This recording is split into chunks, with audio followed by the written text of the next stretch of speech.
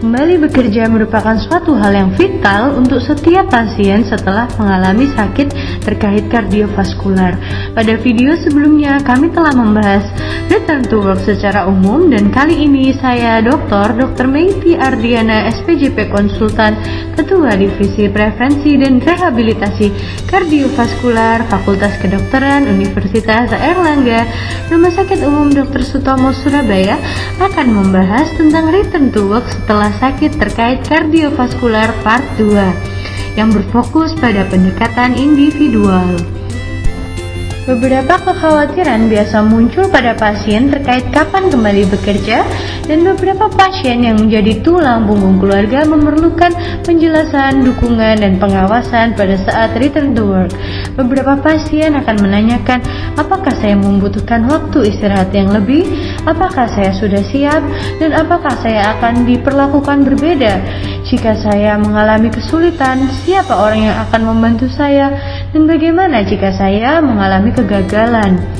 Return to work menjadi goal pelayanan rehabilitasi jantung, terutama pada pasien post-acute coronary syndrome, pasca operasi pembedahan jantung, pasien gagal jantung, pasien gangguan irama jantung, dan setiap kondisi dasar membutuhkan pendekatan yang berbeda.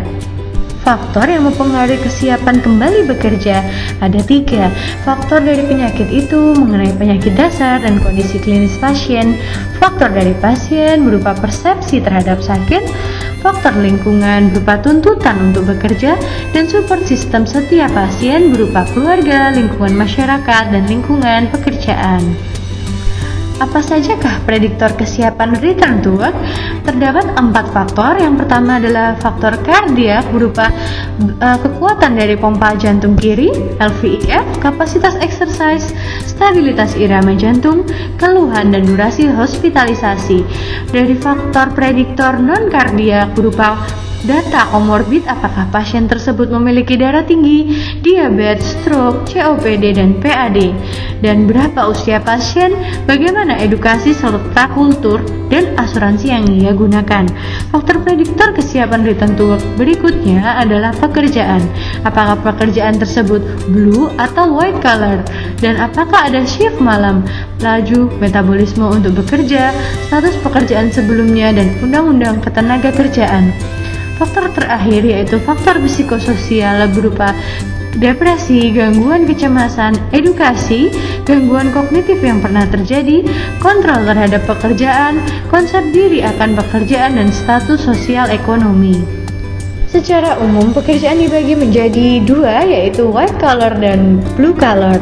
Kedua jenis pekerjaan ini memiliki pola dan beban yang berbeda, sehingga pasien dengan setiap penyakit kardiovaskular dengan jenis pekerjaan yang berbeda membutuhkan pendekatan yang berbeda.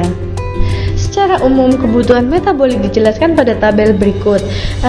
Kebutuhan minimal atau 1,8 meds adalah untuk pekerjaan mechanical or electrical engineer, sedangkan pekerjaan berupa berjalan, bekerja di kantor dengan kecepatan yang sedang dan tanpa membawa benda membutuhkan 3,5 meds.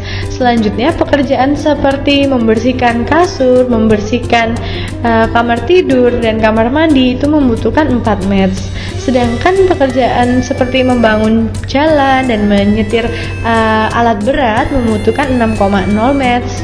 Sedangkan pekerjaan seperti mengangkat batu bata secara manual membutuhkan 8 meds.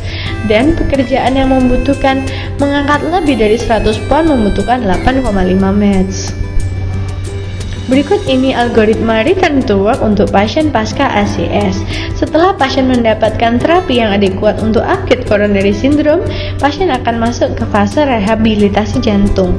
Terdapat 4 parameter pada rehabilitasi jantung, yaitu parameter pertama adalah parameter fungsional, dinilai dari ekokardiografi, bicycle test, CPET, Holter ECG, stress echo, dan analysis of comorbid.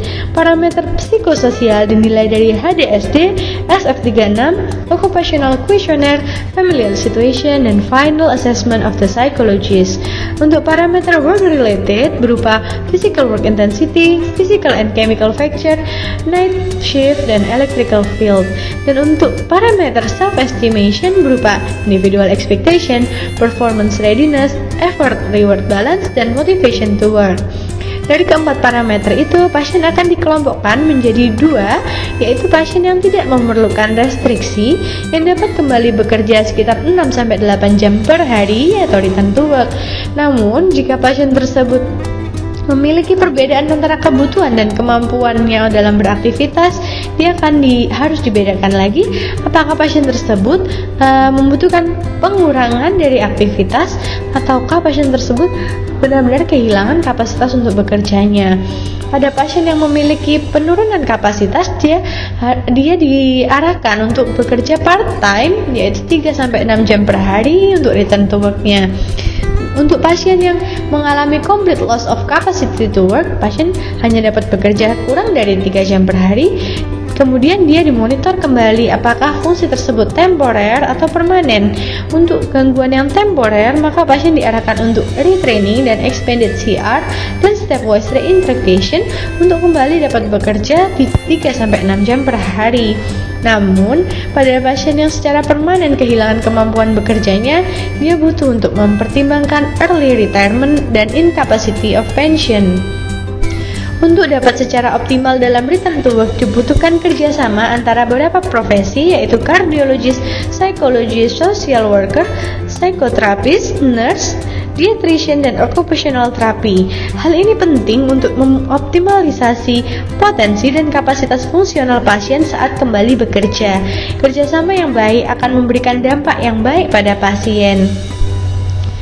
Berikut merupakan kebutuhan metabolik untuk setiap jenis olahraga. Selain kembali bekerja, beberapa pasien juga membutuhkan penjelasan terkait kapan bisa kembali berolahraga.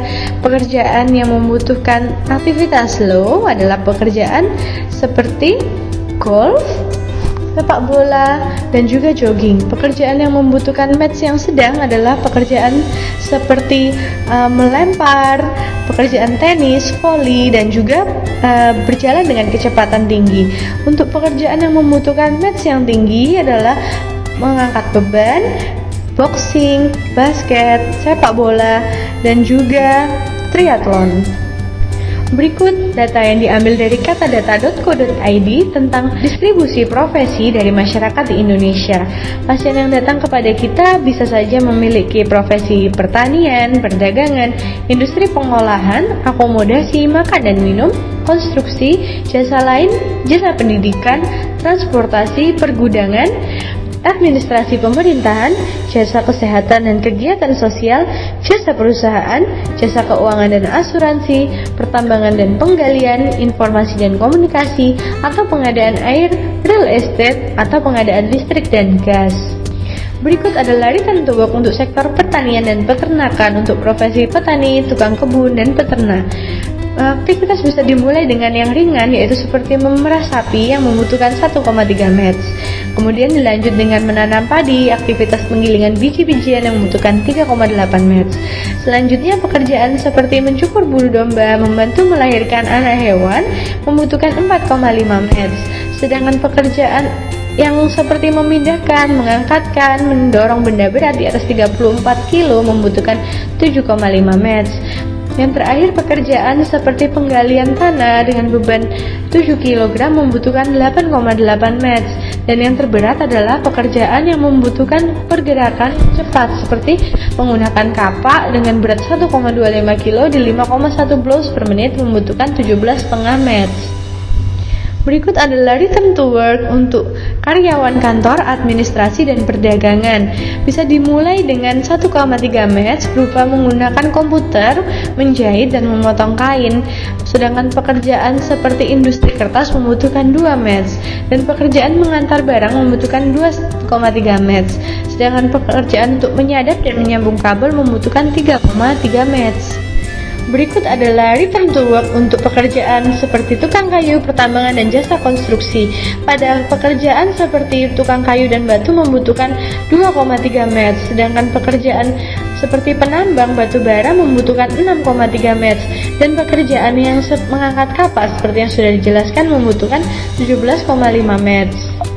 Berikut adalah return to work untuk jasa dan kegiatan sosial seperti polisi dan pemadam kebakaran.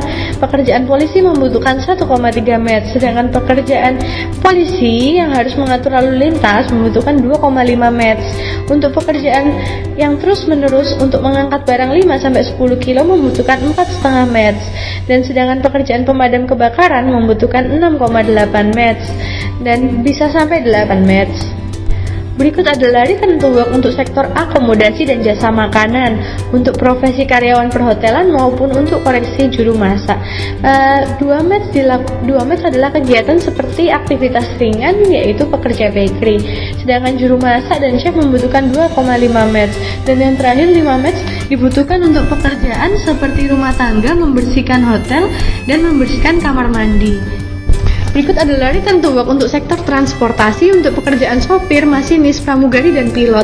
Untuk pekerjaan pilot membutuhkan 1,8 meter, untuk pekerjaan pramugari membutuhkan 3 meter, dan untuk supir truk dan untuk menurunkan benda berat membutuhkan 6,5 meter. Berikut adalah return to work untuk pekerja dan pekerjaan rumah tangga. Pekerjaan menjahit membutuhkan 2,5 meter, asisten rumah tangga membutuhkan 3 meter, pekerjaan laundry membutuhkan 3,5 meter, dan membersihkan kamar tidur membutuhkan 4,5 meter. Demikian adalah beberapa poin yang paling penting adalah pasien dengan penyakit kardiovaskular yang stabil dapat kembali bekerja setelah melewati program rehabilitasi. Yang kedua, rehabilitasi harus memperhatikan segala faktor internal maupun eksternal dengan mempertimbangkan faktor sosial.